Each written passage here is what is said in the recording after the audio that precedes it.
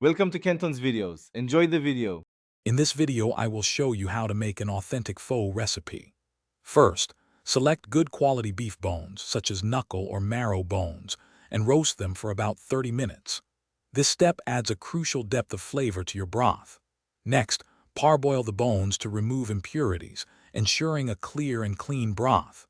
Then, prepare your aromatic spices by toasting them gently before adding them to the pot.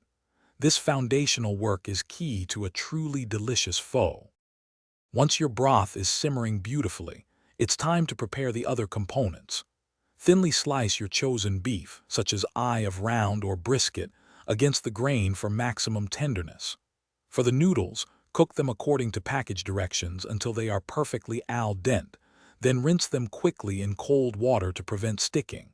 Finally, gather your fresh garnishes like basil, cilantro, bean sprouts, and lime wedges. These fresh elements truly elevate the pho experience. Now for the best part, serving your homemade pho.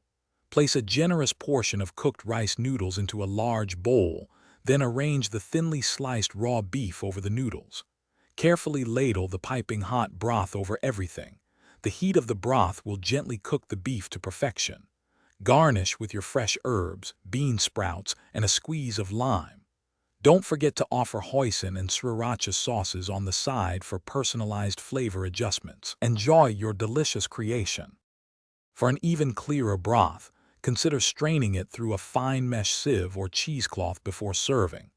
Don't be afraid to taste, and adjust the seasoning with a touch more fish sauce or a small piece of rock sugar to achieve that perfect balance of savory and sweet.